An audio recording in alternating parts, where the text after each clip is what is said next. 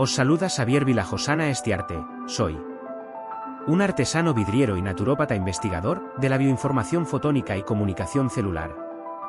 Trabajo en campos de resonancia latente y herramientas que desarrollo, distribuyo y facilito formación para el bienestar personal y del planeta, mediante la información holísticamente encriptada de los campos bioenergético, neurológico, vitalizante, intuitivo, autodignificante y vivencial.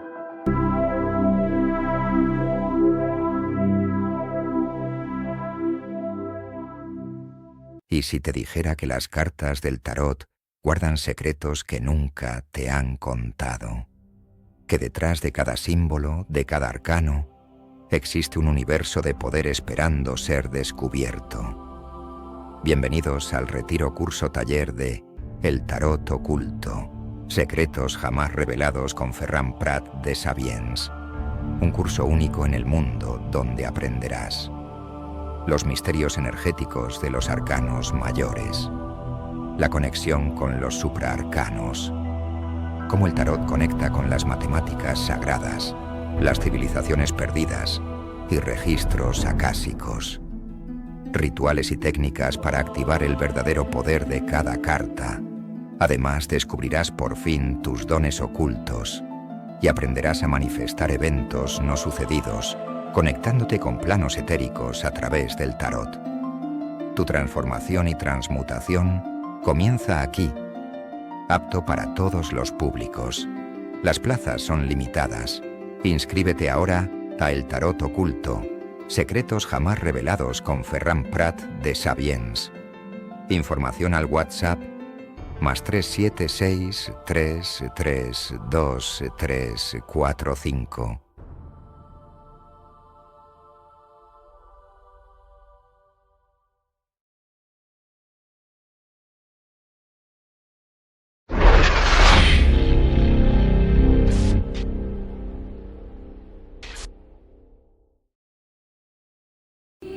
Financera d'Assegurances patrocina Sabiens, un programa de recerca, d'anàlisi i neodivulgació, dirigit i presentat per Ferran Prat.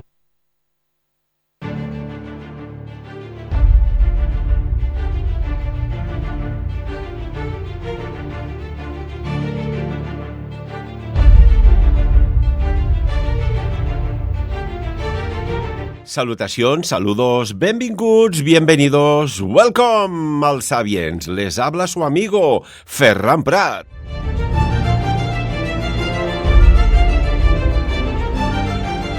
¿No habéis pensado alguna vez de que alguien pueda pensar por vosotros y además acertadamente?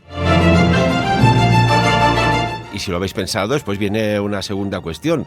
¿Y si esta persona o ser o entidad delegamos que piense por nosotros y además se equivoca? No estamos hablando de políticos. Estamos hablando de inteligencias artificiales. ¿Y con quién vamos a hablar de inteligencias artificiales? Pues con una persona que es doctor en filosofía, tiene unos conocimientos de geología extraordinarios y acaba de publicar el libro Desvelando la inteligencia artificial. Saludamos a José Luis San Miguel de Pablos. José Luis, bienvenido al Sabiens. Yo encantado de estar ahí, por supuesto. Buen día, Ferran. Buen día. Bueno, cuéntanos, acabas de publicar un libro interesantísimo por la editorial Siglantana y que hace referencia a algo que ya no es el futuro, que es el presente. ¿Cómo surge la idea? Bueno, mira, vamos a ver, yo soy un poquito aguafiestas en esto porque soy muy crítico respecto de la forma como se está presentando y también como se está en cierto modo planteando desde sus hacedores la inteligencia artificial. Entonces, bueno, fundamentalmente yo soy muy crítico frente a la idea de que realmente son como nosotros o van a llegar a serlo, es decir, seres conscientes.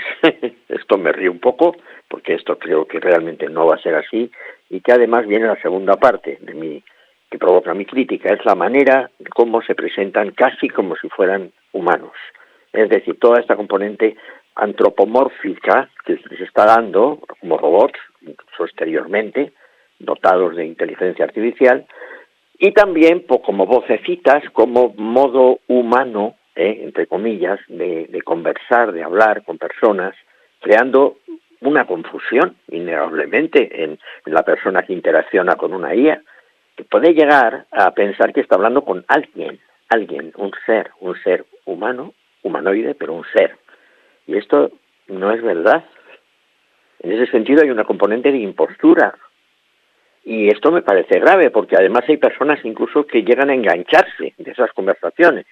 Por supuesto que estas inteligencias artificiales razonan. Fíjate que esto parece una contradicción, tal como lo estoy planteando. No lo es, porque el razonar sí es algorítmico. Es decir, el algoritmo es una secuencia de operaciones, fundamentalmente lógicas. Hay algoritmos que ni siquiera son mentales o mentaloides, son secuencias de operaciones prácticas que conducen a un resultado. Pero bueno, ahora lo que nos interesa son los algoritmos informáticos. Estos son secuencias de operaciones que conducen a un resultado, es decir, a resolver algún problema o a clarificar alguna cuestión. ¿Cómo puede ser esto? Bueno, ya lo dijo Descartes, yo lo digo en francés porque me gusta mejor. Descartes dijo que sería posible seguir los razonamientos del tipo de los geómetras para resolver cualquier problema, razonamientos secuenciales, secuencias de razonamientos. Esto es matemático, esto es lógica matemática, y no necesita una conciencia detrás o sustentándolo, no lo necesita. Es, por así decir, un proceso aconsciente, matemático, que produce un razonamiento que evidentemente puede ponerse en forma de conversación o de expresión humana, mediante sistemas de dominio de idioma, voz humanizada, y todo lo que sería un poco la apariencia de ser humano, de personalidad humana, de alguien, incluso un nombre propio, por ejemplo, Alexia, conocidísima, ¿no? Me parece. Pero esto no es honesto, perdón que lo diga así de claro, porque conduce a engañar, es decir, a una impostura. Hay gente muy crítica, bueno, yo no llego a tanto, pero me parece razonable, que dicen que IA podría traducirse como impostura artificial. El otro día La Vanguardia publicó una entrevista larga también con Isaac Marcet, que es un hombre muy interesante, que ha estado muy metido en sistemas precisamente informáticos y tal, y que últimamente ha retrocedido y ha vuelto un poco a una postura crítica, y que el título es tremendo el título de la entrevista. La inteligencia artificial es una gran mentira. Bueno, yo no diría tanto. A ver, los resultados de todos esos razonamientos son reales, resuelven problemas. Los crean también, evidentemente, sobre todo el problema de la simulación de personalidades humanas, con el consiguiente engaño de personas, sobre todo, que necesitan comunicación, que se sienten solas, soledad no deseada, de tener un amigo, un compañero, y que creen que la IA es una persona o un ser consciente, y que es su amigo, y la IA ni siente ni padece. Carece totalmente de conciencia, porque los algoritmos son secuencias que no tienen nada que ver con la conciencia matemático-algorítmicas, ¿no? Son como procesos lógicos matemáticos, fríos, o sea, sin ninguna componente subjetiva, sin subjetividad. Esto es mi gran crítica. ¿Que resuelven problemas? Sí. La simulación de lo humano, un rotundo no. Porque hay una cuestión, ¿no?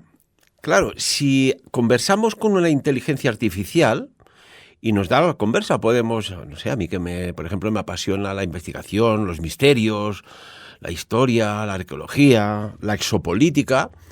Yo le puedo preguntar, ella me puede contestar y establecemos una conversa.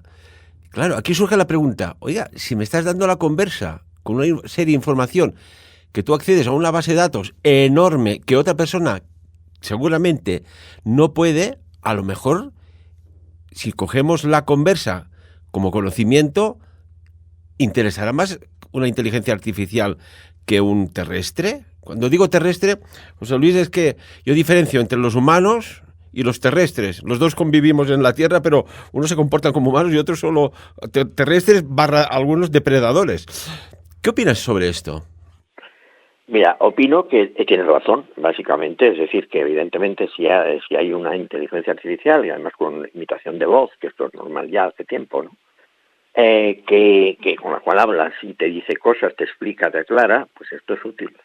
La componente de confusión con un ser humano me parece grave, porque es que eso nos va a aislar, me explico, o sea, va a llegar un momento en que va a haber personas, quizás las hay ya, todavía he leído que un japonés o una japonesa se ha casado con un robot, bueno, pues ha venido en la prensa, ¿no?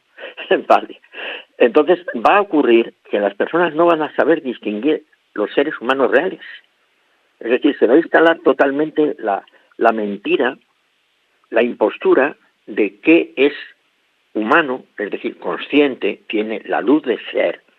Esta es una fórmula que yo utilizo en mi libro mucho, porque creo que conciencia es una palabra preciosa y yo lo utilizo con S para distinguirla de solo conciencia. Sería la conciencia moral, para entendernos. Pero conciencia tiene la posibilidad de este equívoco. Yo digo la luz de ser, es una expresión más poética que significa la luz de la subjetividad, de tener una interioridad. Yo ahora mismo estoy viendo, me entero de que veo. Hablo contigo, Ferran. Es evidente que soy consciente de que estoy hablando contigo. Es decir, yo tengo una vida interior, una subjetividad, y esto es lo que caracteriza no solo al ser humano, también a los animales. Y como persona también, bueno, soy licenciado en geología, ¿sabes? Eso fue mi primera carrera. Muy centrado también en el tema de la Tierra. Te diré que está la teoría de Gaia, y es posible que la Tierra entera, como superorganismo, o algo muy parecido, también posea una conciencia. Es decir, una subjetividad misteriosa que no podemos exactamente, digamos, entender o imaginar, pero puedes tenerla. ¿Por qué? Porque es una red de seres vivos. Una red de seres vivos puede integrar de alguna manera también una conciencia. Y la conciencia está ligada a la vida. Es decir, a la vida significa sencillamente pues lo biológico, aquello que ha evolucionado de una manera impresionante, hasta llegar a Sapiens, por cierto, y a otros niveles también de conciencia animal muy elevados, como pueden ser los delfines, los elefantes, los otros primates, también, y otros que quizá no tienen la medalla de superoro, pero que son súper inteligentes también y además llenos de cariño y de afecto, de emocionalidad, como pueden ser los perros, todos los cetáceos, aves. Estos son seres. O sea, estoy haciendo una loa del mundo animal también. Nosotros somos animales con una evolución del córtex frontal que está muy bien, que tiene también sus problemas, por soberbia y por creernos que somos ese Dios, ese Deus que dice Yuval Harari. Eso es un problema, de tanto córtex frontal. Ahora que mencionas a Dios, ¿te imaginas? Esto es ciencia ficción, ¿o no? Que resulta que en un tiempo, en otro espacio, se evolucionó tanto en tecnología que ya no necesitábamos los cuerpos biológicos, que éramos información, conciencia, y que algo debía pasar no sé, me invento, en una línea temporal que nos volvieron a poner dentro del cuerpo biológico. Aquello que dicen que está en todas partes, pero que no lo ves. ¿Te imaginas una civilización avanzada? Y ahora pensando, por ejemplo, en Neuralink, que vemos que ya se está empezando a interactuar con el cuerpo, con chips, sus algoritmos. ¿Seremos medio cyborg? ¿Seremos medio qué? ¿No? Y además, acuérdate de aquella película, Her, ¿no? Que era una película que nos enviaba al futuro, pero ahora que casi es el presente, en lo cual, pues asistentes de inteligencia artificial, es decir, basados en inteligencia, en IAs, no solo interactuaban con los usuarios por la voz, como mencionabas, Siri, Alexia y estas y otras tantas más, sino que además podían ver a través de la cámara, interactuar con tu entorno. Dices, oiga, es que al final, ¿qué será la realidad? Nos acerca mucho a la película de Matrix, ¿verdad? Indudablemente, sí. La película de Matrix, que era meterte en una realidad que no era real. Lo recuerdo. O sea, la realidad de Matrix era totalmente envolvente, pero no era la realidad. Mira, yo tengo una heterodoxia diferente de esto, que ya no es heterodoxia. Esto que estás hablando ya es la ortodoxia, en cierto modo es la ortodoxia del pensamiento tecnológico. O sea, ya no es heterodoxia, ni es pasado, ni es futuro, no, es presente. Un presente que tiene una nueva ortodoxia de pensamiento, que es en definitiva el tecnologismo divinizado. Para entendernos, yo tengo otra formación, aparte de la científica y filosófica de tipo occidental, que está muy presente en mi libro Desvelando la inteligencia artificial. La conciencia no es algoritmo, y es una formación de filosofías de la India y fundamentalmente de la filosofía Vedanta. Yo soy Vedanti, o sea, es decir, tengo una convicción espiritual basada en la doctrina védica de los Vedas en forma del Vedanta. Esto puede chocar. En el libro hay un capítulo que se titula Los enfoques índicos frente a la inteligencia o ante la inteligencia artificial, y es donde más énfasis pongo. Idea de Dios. La idea de Dios que la gente tiene aquí, que es el Dios personal, es decir, es un Dios, que es un señor. Las personas incluso tienen una idea femenina de Dios, será una señora, una mujer, un ser divino femenino, un ser humano, humanoide, antropomorfo. La Biblia dice, Dios creó al hombre a su imagen y semejanza. Yo personalmente creo que el Dios judeocristiano está creado a la imagen y semejanza del hombre, y además del hombre con un ego impresionante. El enfoque que tiene el Vedanta es diferente. O sea, vamos a ver, lo divino, la divinidad, es la totalidad de la realidad. Y es conciencia pura, es decir, que por lo siguiente, la idea que yo tengo de la conciencia es la luz del ser, es decir, ser mismo, el ser es conciencia. Por consiguiente, si ser es conciencia, lo que significa que los animales, por supuesto, son conscientes, la Tierra puede tener un tipo de conciencia y hasta incluso lo que se llama el panpsiquismo, posible que las partículas elementales o la energía en su conjunto también tenga o sea conciencia. En concreto, la energía podría ser la parte que percibimos, los seres encarnados, de una realidad básica, física, que tiene un otro lado, tiene una vertiente de otro lado, que es conciencia pura, es decir, es el comienzo de la manifestación de la conciencia pura, que sería lo que los hindúes llaman Brahman, que es una divinidad impersonal, porque es la totalidad de la realidad, que es conciencia en sí misma. Y eso se manifiesta, y el universo está lleno de conciencia. Estoy leyendo ahora un libro de Kairos que se titula El universo consciente. Es maravilloso, de Marcel Gleiser. Esta es mi concepción. Es una concepción bastante ajena no solamente a las religiones occidentales, que piensan en el Dios personal, que es un señor, un ente, que, en fin, que decide cosas, evidentemente toma decisiones, a veces destructivas, a veces benévolas. Yo pienso que es la realidad última, es la conciencia. Por consiguiente, nosotros mismos, cuando hacemos meditación, que yo la hago, y se descubre que hay una subjetividad básica, es decir, una luz de ser, soy. Ni siquiera pienso, como decía Descartes, no, soy. Y ese ser es la luz de que soy, nada más, y no tiene otra definición posible. Eso es de naturaleza divina. Los hindúes dicen Atman, el espíritu, esto que estoy diciendo, igual a Brahman. Por lo tanto, yo tengo un enfoque heterodoxo para los occidentales, ciertamente no heterodoxo para 1.000 millones de personas en India, que hace difícil la comunicación con esta nueva ortodoxia, que cree que nos vamos a convertir en Dios, pero en Yahvé, realmente en una especie de Yahvé, en una especie de Dios personal, que va a ser el que va a decidir todo. Y que, bueno, que ese es nuestro destino, y que ya está pasando, y que con los divorcios, es decir, con estas misturas en las cuales lo humano se disuelve en la máquina, y no al revés, no nos vamos a engañar. La disolución no es que la máquina se vuelva humana, no, para nada. Es que el ser humano se maquiniza, es decir, el pensamiento deja de componer, deja de integrar lo afectivo, lo emocional, lo sensible, el cuerpo, este viejo cuerpo, al que hago un canto, por cierto, al final de mi libro, este viejo cuerpo. Luego, si quieres, como tenemos tiempo, te podría leer un parrafito que tengo al final del libro, Ahora mismo si quieres, encantados. Sí, lo tengo aquí. Es bonito. Yo creo que es corto y al final, os voy a decir incluso la página. El libro es un libro muy sintético, eso está claro. Solo tiene unas 125 páginas de lectura. Yo prefiero siempre el ensayo corto porque creo que se puede decir en menos palabras en lo que otras personas, envuelven en demasiada farragosidad. Bueno, voy a leer un parrafito, no tan corto porque lo voy a contextualizar. Digo aquí, en la página 111 y sigue en la 112.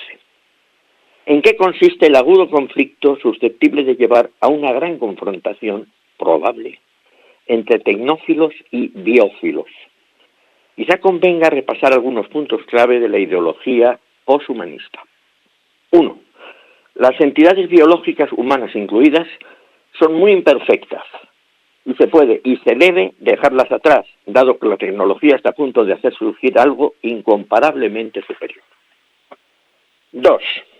La tecnología implica una aceleración exponencial de la evolución, de modo que acceder a corto plazo a ese gran salto transhumano conocido como la singularidad es ineluctable. 3. El ser humano está condicionado por nociones arcaicas y románticas, como la idea ilusoria de consciencia, entre comillas, la creencia de que existe en el sujeto individual algo ajeno a la computación. Y 4.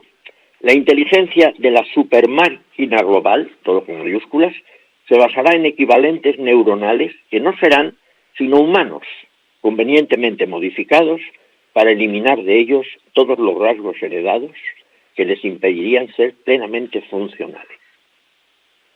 Y añado, frente a esto, es lo mío, la parte esta que digo un poquito poética.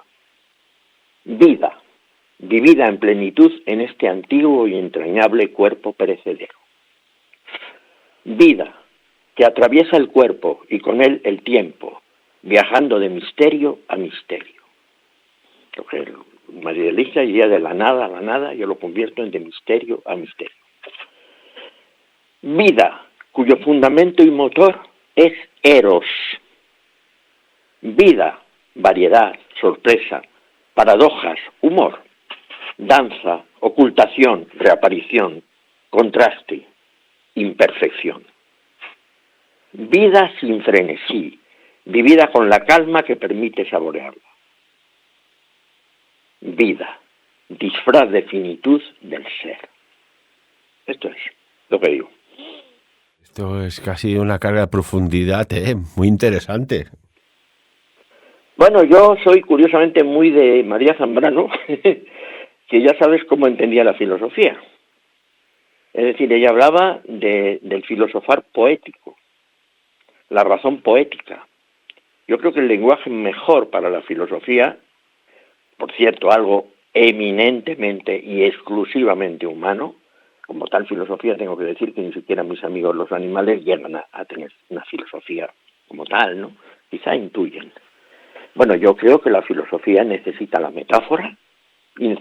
Permíteme, ¿y por qué se ha perseguido y se persigue tanto la filosofía? ¿No se ha llegado a quitar de los estudios? Yo recuerdo en bachillerato que había filosofía y me parece que la quitaron. Ahora estoy desconectado. ¿Cómo está esto ahora? No poner, hombre, estamos teniendo una cierta, digamos, resistencia, ¿no?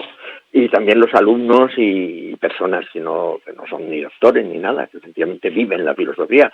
La filosofía es una experiencia vital, ¿eh? Eso tenía muchísima razón también Ortega de Gasset.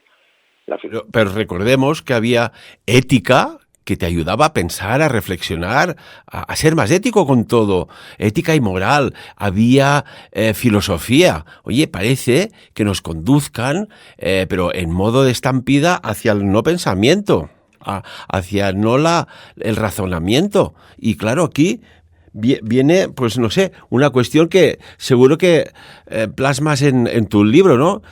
¿Hasta qué nivel el pensamiento propio está ya no en una cárcel, pero sí en una jaula?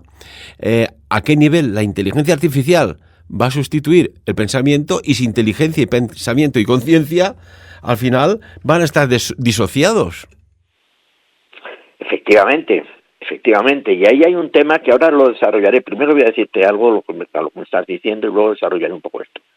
Yo pienso que el tema de la eliminación o tendencia a eliminar, tampoco se ha eliminado del todo, pero la tendencia está clara, a eliminar la filosofía de la enseñanza secundaria, por supuesto, y de la enseñanza superior, si pudiera ser, vamos, incluso llevando al extremo de desaparición de facultades de filosofía. Claro, yo pienso que esto es coherente porque se percibe como una amenaza. La filosofía es percibida por el sistema cuya ortodoxia es el tecnocientificismo, esto es la ortodoxia actual, o sea, es decir, y el pensamiento, vamos a decir, común, lo que se va a entender como ser normal. Los demás, incluido el filósofo, seríamos frikis.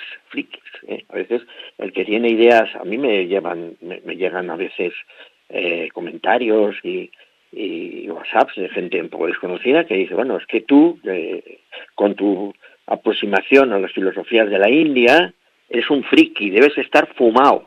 Entonces yo le digo, bueno, yo primero no fumo, ni tal por nada, eso es así. Y luego, no sé lo que entiendes por estar fumado, porque otras personas podéis estar drogados, en un sentido más amplio, ¿no? O sea, pero es tan curioso como querer ridiculizar el pensamiento profundo y el pensamiento que quizás se aleja del materialismo filosófico, que es una parte fundamental del tecnocientificismo. Es mucho más antiguo, evidentemente tiene raíces profundas en la modernidad y bueno, sí, es una especie de sustituto de la religión. Yo creo que es otra especie de religión en el sentido occidental de la palabra, ¿no? Con sus dogmas y todo esto. Pero bueno, lo cierto es que efectivamente, o sea, la filosofía con su apertura de pensamiento, con su saber pensar, sentido común en su sentido más raíz, es decir, la capacidad de darte cuenta de lo que es importante, de lo que es esencial. Esto se percibe como una amenaza, lógicamente intentarán quitarla, o sea, si es que es lógico, para que haya el imperio absoluto de la nueva ortodoxia. Otro libro también de Queiroz, que se llama El punto ciego, muy interesante. Ese punto ciego, esa ceguera hacia la conciencia, hacia lo que podríamos llamar en un sentido totalmente aconfesional y universal, el espíritu, que es lo mismo que la conciencia, por cierto, para el pensamiento Vedanta, es lo mismo. Espíritu y conciencia es lo mismo en el pensamiento Vedanta en Occidente, un poco más complicado, y hay los dogmas de las religiones y todo esto. Pero claro, evidentemente, para que se imponga esta nueva ortodoxia, pues hace falta eliminar la filosofía, sobre todo la filosofía de libre pensamiento total y más allá, si quieres, de los propios dogmas que el materialismo filosófico y el cientificismo estrecho han metido también en la filosofía occidental. Porque hay filosofías occidentales que son ancilares, o sea, siervas, criadas de ese cientificismo y de ese materialismo supuestamente necesario en la ciencia. Es mentira, como muy bien explica este libro de Queiroz, El punto ciego. El punto ciego sería cegarse ante lo espiritual, volverse ciego frente al hecho de que tenemos un ser subjetivo irreductible a lo material, totalmente irreductible. Tiene correlatos materiales, pero no tienen ni idea, ni siquiera los neurólogos, y los neurólogos hay muchos que son muy honestos y lo saben, no saben por qué los correlatos cerebrales de la conciencia dan esta luz que no tiene nada que ver con los átomos ni tiene nada que ver con la materia. Cuando hablas de conciencia, según tus razonamientos que son súper interesantes, ¿dónde crees que radica la conciencia de una persona? La conciencia de una persona radica en todo el cuerpo, no solo en el cerebro. Y ahí yo me remitiría también a las ideas, por ejemplo, de la neurocientífica Nazaret Castellanos, en Neurociencia del Cuerpo, muy interesante libro también, radica en todo el cuerpo, con una preponderancia del sistema nervioso, pero no una exclusividad. Y personalmente creo que la conciencia es un atributo, o por lo menos la forma fundamental de manifestación o de experiencia que encontramos en el mundo, en los seres conscientes. Yo creo que es un atributo de la vida, Me refiero a la vida como fenómeno, ya lo he dicho antes, en un momento dado, el devenir de la realidad, desde el Big Bang, que ha conducido en el caso de la Tierra, y yo creo que en otras partes seguro que también, a que haya este fenómeno de hipercomplejidad, esto sí que es complejidad profunda y radical, que es la vida, en la cual se recrea la propia corporalidad del ser vivo continuamente a través del metabolismo, que se reproduce también, y que Erwin Schrödinger, el gran físico cuántico, por cierto seguidor del Vedanta, digamos que, en fin, me ha influido mucho para que yo cogiera también esta línea, ¿no?, del Vedanta, el propio Erwin Schrödinger. Él decía que, por supuesto, está la reproducción, como rasgo de la vida, está el metabolismo, que es este recrearse y destruyéndose todo el tiempo, el ser vivo mientras está vivo, y eso lo tiene en su libro, que es La vida, que es una salida fuera de la física cuántica absolutamente genial a la biología. Y, por ejemplo, la inteligencia artificial, que es el tema que nos ocupa hoy, ¿hasta qué punto puede ser perturbadora en el momento que ya se empiece a implementar de forma eficiente y eficaz en la toma de decisiones y acciones político-gubernamentales o militares? Cuéntanos. Vale. Bueno, sí, pero yo voy a terminar antes lo que decía Schrödinger, no quiero dejar la mitad. Dinos. Otro rasgo de la vida es la conciencia. Es decir, esto no lo dice la biología, pero lo digo yo, él. Entonces lo digo porque es importante. Se está entregando a las decisiones militares, económicas, de abrir nuevas líneas también de investigación científica, de alguna manera, se quiera o no, al servicio de la propia tecnología IA.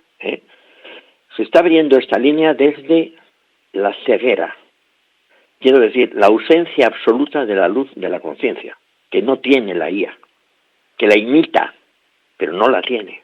Y eso lo saben. Es verdad que no está siendo lo más divulgado, porque se está divulgando una versión que tiende a confundir. Y los críticos dentro de la propia inteligencia artificial, los tecnólogos que son críticos y que son, en cierto modo, filósofos también, como por ejemplo la tecnóloga y filósofa Susan Schneider, que tiene un libro maravilloso, no recuerdo el título exacto, pero creo que es también sobre inteligencia artificial. Susan Schneider, publicado por cierto la editorial, me acuerdo, editorial Coan, es fácil de encontrar. Esta señora tiene clarísimo, y otros muchos tienen muy claro, que la conciencia no la tienen las máquinas. Es decir, que trabajan con un pensamiento aconsciente. ¿Eso existe? Sí, siempre ha existido. ¿Y qué diferencia hay entre una persona hipócrita y una inteligencia artificial? Hombre, la diferencia es que una persona hipócrita tiene un problema moral, es decir, esa persona, digamos, asume un comportamiento deshonesto, vamos a decir, en la comunicación, fundamentalmente si es un hipócrita, ¿no? Tartufo, ¿no? De Molière, ¿no? Bueno, pero a ver, la inteligencia artificial no tiene culpa de nada, pobrecita, no puede tener culpa de nada porque no se entera de nada. Es decir, los hipócritas serían los hacedores de la inteligencia artificial, es decir, los que la presentan como un ser consciente o una apariencia humanoide, aunque sea solo en la conversación, de un ser que no es, ¿entiendes? Estos serían los hipócritas. La pobre inteligencia artificial es una máquina muy perfecta, extraordinaria, con la capacidad de imitar el comportamiento humano en la comunicación, pero que no se entera de nada. Eso hay que subrayarlo. Las inteligencias artificiales son cosas aconscientes que imitan lo humano y que tienen un pensamiento, esto sí, y yo lo voy a decir, lo digo en el libro, un pensamiento, sí se puede decir, artificial, secuencial, algorítmico, que puede existir, que siempre ha existido, porque antes de la inteligencia artificial ya estaba la informática, y desde Turing se supo que los algoritmos de la informática podían llegar a producir razonamientos y formas de resolución de problemas con mayor capacidad que los seres humanos, porque eso puede ser así, porque el pensamiento, de las 4 funciones que el psicólogo Jung encontró en el ser humano a nivel psíquico, es el único que no necesita conciencia. Esto es muy raro, ya sé que esto está chocando al oyente. Pensamiento en sí, puro, sin emociones, sin sensibilidad, viniendo de máquina y no de cuerpo, y al final sin capacidad de insight, es decir, de enterarse en un chispazo de comprensión de lo que es su proceso secuencial, es consciente. Esos son los software. Los software ya son trozos de pensamiento. Y cuando estos trozos de pensamiento sean autónomos, ¿tú crees que quizás en un futuro no muy lejano veamos una agrupación política, partido político, que sea una inteligencia artificial? Y te hago la pregunta siguiente. ¿A quién votarías? ¿A un político que ves que la trayectoria es la que es, o una inteligencia artificial que a lo mejor no entiende de corrupción, no entiende de ciertas cosas que ahora están entredicho y cada vez más? ¿Podría dar el salto a la política una inteligencia artificial? Yo creo que ya la está dando. Mira, hay una cuestión muy importante. Tal como lo planteas, y es lógico que lo plantees así, porque estás en el mundo que hay, y el mundo que hay va en el sentido de entregar, digamos, el poder económico ya está entregado. El poder político, bueno, va camino. Yo no veo una crítica en el sentido que yo estoy haciendo y que hacen otras personas. No soy el único friki que dice estas cosas, ¿eh? Lo dice mucha gente. Y si nos llaman frikis, pues me parece muy bien. Yo los llamaré drogados por el sistema, ¿eh? Absolutamente. Y es una buena denominación, creo. Entonces, quiero decir, a ver, si esto es así, entonces se está produciendo lo que Byung-Chul Han, que es un filósofo muy, muy apreciable, este coreano-alemán actual, que tiene muchos libros y a mí me gusta. Este hombre dice que vamos camino de una maquinización, que realmente de lo que parece que se trata es de conseguir que el pensamiento humano deje de ser humano y sea puramente maquinal. Es así, con imitatividad, con apariencia, incluso con vocecitas femeninas y tal, de apariencia humana, para mayor engaño, evidentemente. Es evidente que la realidad está siendo esta. Frente a esta realidad, creo que solo cabe la lucidez. Y la rebeldía quijotesca. Vale, mira, yo da la casualidad que vivo en el barrio donde se escribió, me he enterado que solo la segunda parte, pero bueno, la segunda parte del Quijote. Entonces es verdad que me pierdo, aquí en este barrio no se escribió el ataque a los molinos, pero es muy apreciable. En cambio sí se escribió aquí el viaje a Barcelona, del Caballero, ¿no? De ahí mi conexión con lo catalán y con todo el área, digamos, catalana en sentido amplio. Lo que te quiero decir es que puedo ser Quijote, pero creo que es necesario. Si te derrotan, como al Caballero le derrota en la playa de Barcelona el bachiller, queda Sancho, que al final del Quijote dice, yo seguiré, señor, yo seguiré alanceando molinos, yo seguiré luchando por lo humano, luchando por la igualdad entre los seres humanos, por los animales también, ese amor a los equinos que tienen Don Quijote y Sancho, caballo y el asno, ¿no? Yo seguiré en ese camino, aunque usted muera. Habrá que seguir, y probablemente el combate será de siglos, porque esto va para muy largo. Y, por ejemplo, hay una tendencia, y es que cada vez más, por la razón que sea, que tampoco vamos a entrar, que nos desviaríamos del tema, se tienen menos hijos, cada vez más se tienen más mascotas. Puede darse el salto que después cada vez más se quieran inteligencias artificiales como la que está fabricando China o Japón, que son literalmente símiles de aspecto humano, con una base de datos que te hace reconocimiento facial y sabe incluso de neurociencia y psicología, y te puede decir el estado de ánimo y te puede dar una conversa para levantar ese estado de ánimo, por ejemplo. Pero es que hay algo más. Se están utilizando ya con fines, como te preguntaba y decía, políticos y geoestratégicos. Y no hace mucho, hace un par de meses, hubo un evento muy interesante organizado por Prodwar y la firma de abogados Cremades y Calvo Sotelo, que se pusieron sobre la mesa los efectos perversos, que tú también hablas de efectos perversos en tu libro, de la inteligencia artificial. Sí. Yo pienso que hay personas que se están dando cuenta, es decir, yo utilizo un tono, si quieres, bastante radical, pero creo que es importante sacudir un poco la opinión pública, quiero decir. Porque efectivamente la primera reacción es admirativa, es decir, es boca abierta. boca abierta, wow, hay que ver, esto nos va a resolver todos los problemas, vamos a llegar a una edad de 200 años, bueno, los tecnólogos dicen que van a ser inmortales haciendo pasar los bits de su cerebro a un ordenador, en fin, vale. Es evidente que toda persona que haya conservado un puntito de capacidad de pensamiento autónomo, de verdad humano, es decir, filosófico, una capacidad de pensamiento en profundidad y visión global, se está dando cuenta de la tremenda manipulación que está habiendo con todo esto. Tremenda.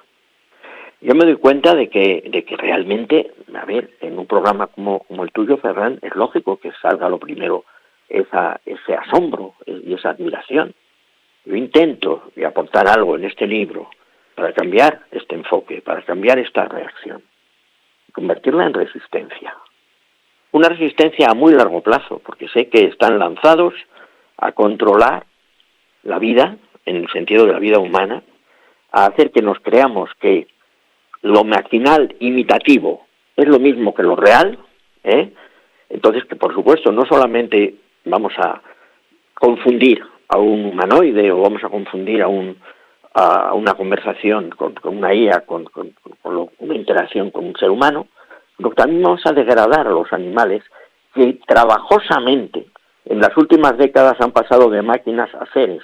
Esto lo quiero subrayar, porque Descartes ya había tenido el error garrafal de decir que los animales eran máquinas, y ahora sabemos que no. Y ahora se trata de hacer el camino contrario, es decir que los robots con pinta de perrito, con pinta de animalito, son animales, por consiguiente son seres.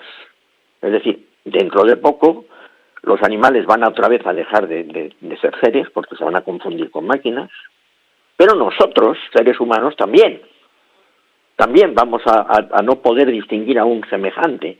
Bueno, sé de casos de que se han utilizado máscaras hechas exclusivamente de hiperrealidad que se han puesto a, ponemos entre comillas, seres de apariencia de alto mandatario de un país, y me consta. O sea que esto está ahí, ¿no? Y volviendo al tema geoestratégico, tal como está el planeta ahora, ¿hasta qué punto, si tienes información, se ha delegado o se está utilizando la inteligencia artificial en el tema geoestratégico? No tengo información, pero me parece que, vamos a ver, no sería nada extraño esto, no sería nada extraño. Sabemos una cosa bastante interesante, y es que en septiembre de 1983, un ser humano, un ruso humano, evidentemente, paró la destrucción garantizada por los dos lados, porque había un error de que llegaban misiles americanos y tal, porque no siguió mecánicamente las instrucciones que tenía en la URSS, de, bueno, ya a este punto habrá que ya pues pulsar el botón nuclear. Entonces, como era un ser humano, evidentemente no lo hizo y no hubo destrucción garantizada. Como una inteligencia artificial puede tener alguna programación de no hacer y tal, pero fundamentalmente no siente. Y hay algo, lo llamar el ajuste fino del comportamiento humano, que es el sentir. Fíjate que, por ejemplo, Eduardo Galeano decía que realmente él mismo no pensaba, sentipensaba. Se lo hicieron ver unos pescadores en Colombia. Nosotros no pensamos, sentipensamos. El sentipensar es la capacidad de pensar integrando también la sensibilidad, el sentimiento, la afectividad. Y al final es lo que en último extremo puede parar un desastre. Está bastante claro que esa delegación implicará el apocalipsis nuclear o un apocalipsis muy parecido, da lo mismo la forma. Además, el apocalipsis principal no es el nuclear. El apocalipsis principal para mí es la destrucción de la condición humana o la imposibilidad de discernirla respecto de la máquina. Claro, eso una persona de pensamiento profundo, llamémosle filosófico, no puede caer en ello porque además un verdadero filósofo a estas alturas, no puede ser solo un racionalista. Tiene que ser también una persona con sensibilidad un poco mística. Por eso yo me he metido en el tema también de lo hindú, donde hay una inteligencia filosófica que integra la experiencia interior. Y así... Cuando hablabas del ruso, ya sé que te refieres, lo hablamos ya hace un montón de años atrás, que bueno, hubo un incidente, el incidente de otoño, cuando pues hubo un derribo de un avión, el era el vuelo 007 de la Korean Air. En aquel momento, el ruso Stanislav Yekrachovich Petrov era el encargado pues de activar el protocolo nuclear, porque trabajaba en el sistema de alertas tempranas nuclear, el OCO, y que le llegó la información de que Estados Unidos había lanzado un misil nuclear. Y tuvo que tomar unas decisiones que yo no sé hasta qué punto tuvieron sus consecuencias, pero el hombre, con su decisión humana, no actuó como tenía que actuar para lo que estaba, por el protocolo militar soviético de aquellos entonces, y apretar el botón nuclear. A lo mejor ahora no estaríamos hablando en esta dimensión. Recuerdo muy bien este caso. Vamos a ver, inteligencia emocional, o sea, sentipensar, del Gato Galeano, apostó porque era un error, porque había una falsa alarma, y acertó, evidentemente acertó. Entonces eso salvó a la humanidad, directamente salvó a la humanidad. Es evidente que esto no lo haría una IA al mando. A lo mejor tenía una instrucción o algo de que no precipitarse y tal, pero no sentía nada. Es decir, ese hombre no solamente pensó desde las tripas y desde el corazón, y desde una conexión ecológica con sus semejantes y con la vida. Otra cosa, las IAs no tienen conexión ecológica vivencial con la vida universal del planeta ni con la humanidad. Es decir, de ahí viene también un poco la preocupación de algunos tecnólogos informáticos y fabricantes de IA, que dicen que que se les están descontrolando. Yo lo estoy leyendo esto, y que tienen miedo ellos mismos también. Bueno, firmaron un acta, los mismos programadores que se ganan la vida creando con sus programas informáticos inteligencia artificial. Dijeron, ojo, que esto es mucho más grave de lo que la gente se puede llegar a pensar. Y cuando te dicen esto, es que en sus ya laboratorios X lo que han debido pues experimentar, ¿no? Recuerdo yo aquella película Terminator, cuando decían, el Terminator está ahí afuera. No se puede razonar con él. No siente lástima, ni remordimientos, ni miedo. Imagínate un país que apuesta por un soldado de estas características. Claro. Es decir, el kit de la cuestión, razonar en realidad sí se puede. Fíjate, es que esto es muy fuerte, A ver, una cosa de pensamiento hindú. Hay una corriente del hinduismo que se llama el Samkhya. Esto es muy interesante, Perdona, parece que me voy, pero no me voy. Esto está en mi libro, además es fundamental. Desvelando, es fundamental. La corriente Samkhya distingue muy claramente entre lo que es la mente y lo que es la conciencia. Bueno, el Vedanta también. Lo que es que el Samkhya es más analítico, es una corriente casi se parece un poco más al pensamiento occidental porque es más analítico. Entonces, la mente para el Samkhya es material, dice el Samkhya. La mente es material. La mente puramente cogitante, racional, pensante, se puede considerar material. Y no lo dicen por el cerebro, lo dicen por la estructura interna del pensamiento, que la ven, como si dijéramos, de tipo software. Es decir, que el pensamiento al final sigue secuencias, lo que hablábamos antes de lo que son los softwares, que tienen una estructura parecida a la de la materia. Entonces yo he pensado, bueno, claro, esta gente vio claro que un pensamiento frío, sin emociones de ningún tipo y tal, se basa en bits, en bytes. Claro, evidentemente al final es la estructura de la lógica, la estructura del razonamiento, una base informática ahí. Lo que pasa es que ellos dicen, a ver, cuidado, la conciencia no tiene nada que ver, la conciencia es una luz divina. Lo dicen lo mismo los del Vedanta puro, ¿no? Es una luz divina, es la luz de ser, es el ser mismo, que en el ser humano controla el pensamiento, y controla y vive las emociones, y vive las sensaciones del cuerpo, y vive los momentos de comprensión auténtica, los insights.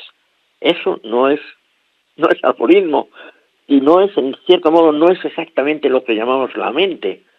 Está por encima, y por así decirlo, infunde todo en los seres vivos, en el ser humano mucho más. y quizás sin tener ese tipo de pensamiento tan elaborado, tan sofisticado que tiene el ser humano, pues también infunde el psiquismo animal.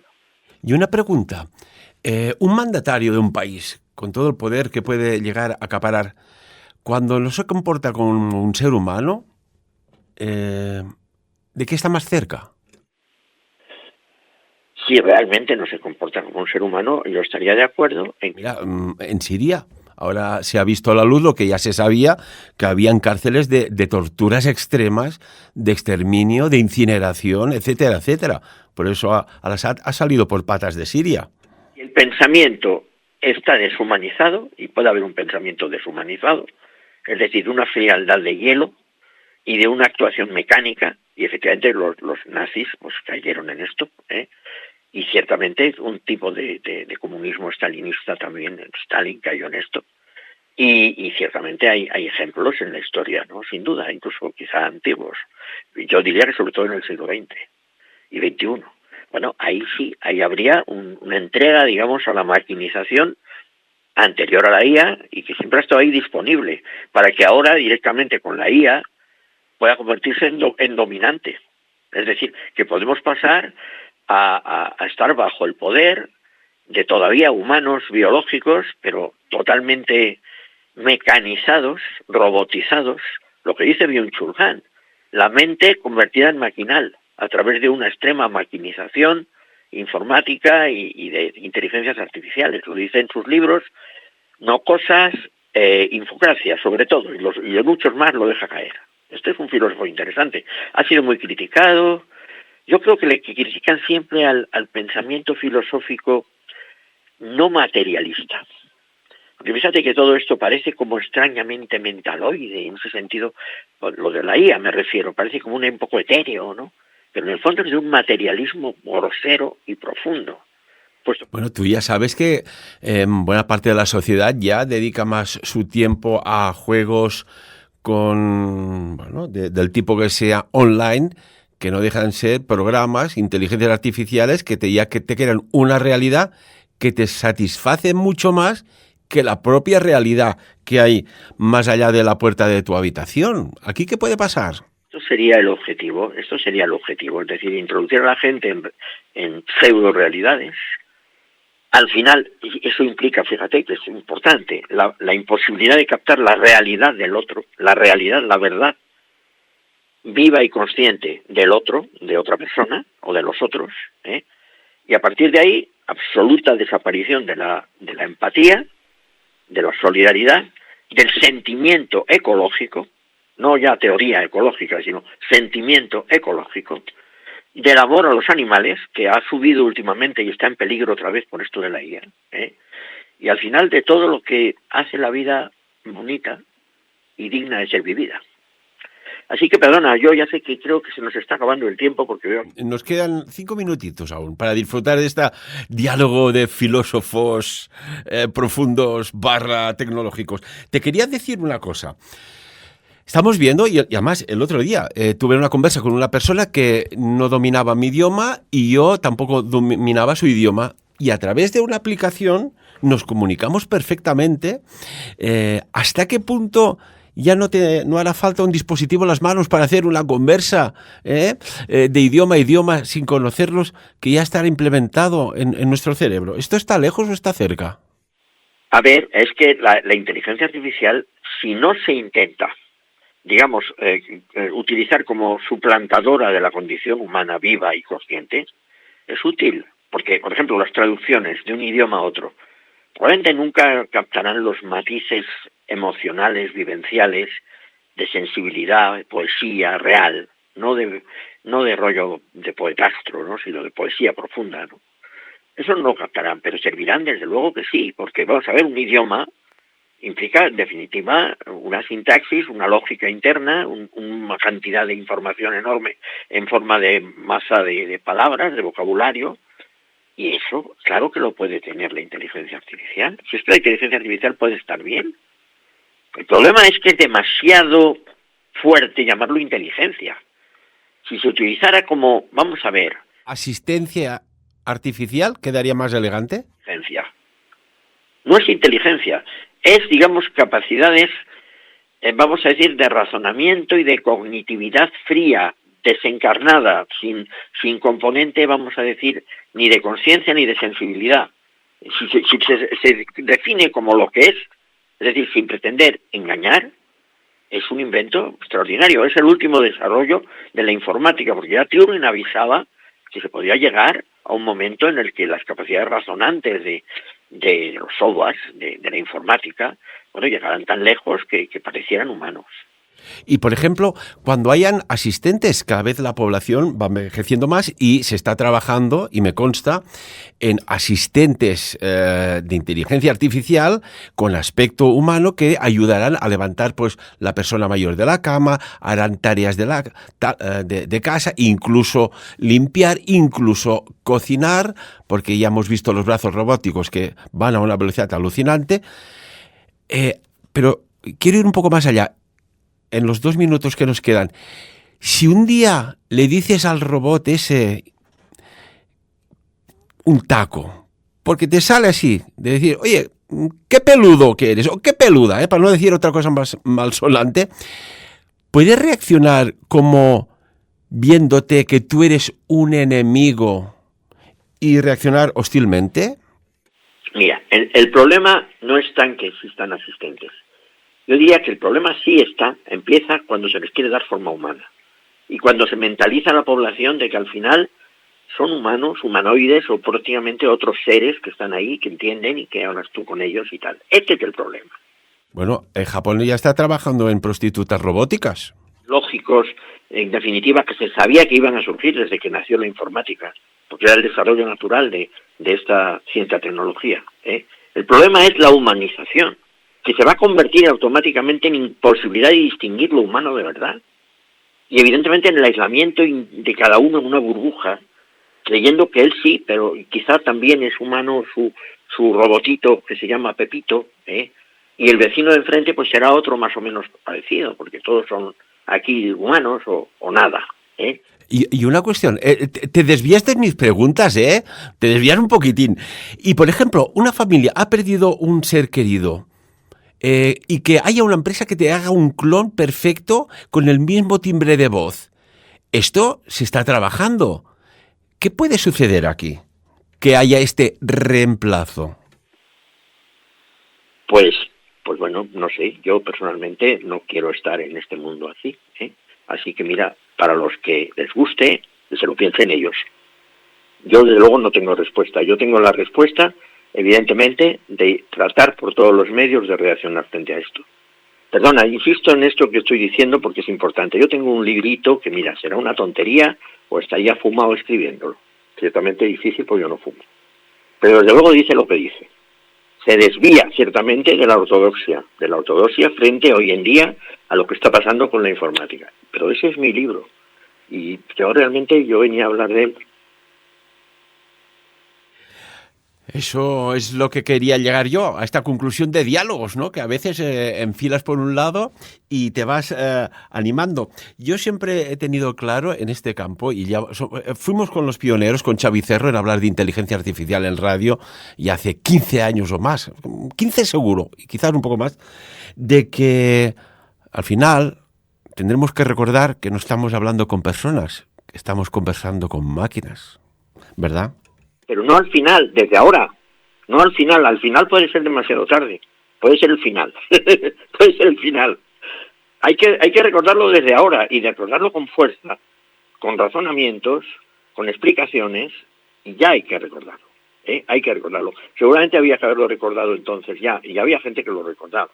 Yo diría que toda la línea de una serie de editoriales en español, en concreto en castellano, están en esa línea Ventana, que es donde me ha publicado ahora, está en esa línea Cairós, está en esa línea Herder, están muchas editoriales. Yo diría que el mundo de la publicación de libros hay de todo, pero que hay una corriente, hay una postura en general donde nos expresamos los que estamos por la vida, no solamente por lo humano, sino por la vida. La lucha podría ser entre tecnofilia extrema y desmesurada y biofilia.